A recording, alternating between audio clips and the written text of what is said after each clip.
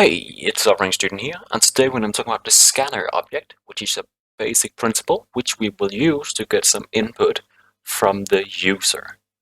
So, the scanner is used because we want to get some input, so we create something kind of like CLI, command line interface. So first we would import scanner, as it is part of the util package in Java. So we would create a scanner equals a new scanner, and we would give it some parameters. The parameter for our scanner would be that it gets some information from system.in. It's taking information from the system. So just very simply to demonstrate, what we can do is we can do first we would print some information to the screen. We would do what is your name ?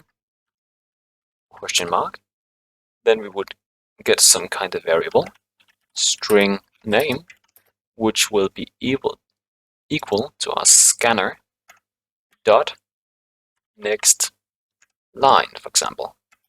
So the input of the next line, which is when people type something and then press enter, we would then display on the screen. We would display your name is, and then plus the name variable. So when we run it, we first get the text printed, what's your name? Because it's a print line, we would go to the next line, and I can now input some text. I would go Daniel, I would press enter, and then it's my name, Daniel, is saved inside the variable name, and then the next line is executed, which would print your name is plus the variable name, which is my name, Daniel, in this case. So it allows us to get some kind of information, and we could, for example, do a while loop, while true, which means just do it forever. Just put this inside. So now we've got a loop going forever. That's like, what's your name? I'll go Daniel, your name is Daniel. Then we start over, what's your name? My name is Anna, for example, and so on. What's your name? Whatever, everything. So we could change it up a bit, maybe. Instead of doing next line, we could do next something else. If we want something, for example, a boolean, a byte, a double, a float, an int, whatever. There's a lot of different things. For example, we want our next int.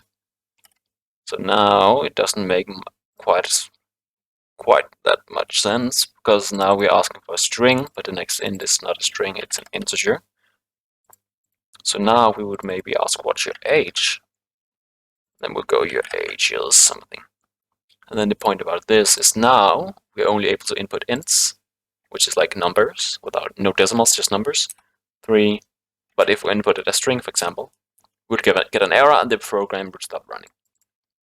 But this is the basics of our scanner class. Create a scanner object of new scanner, and then we give it some kind of input parameter. So thank you very much for listening, like and subscribe, and have a wonderful day.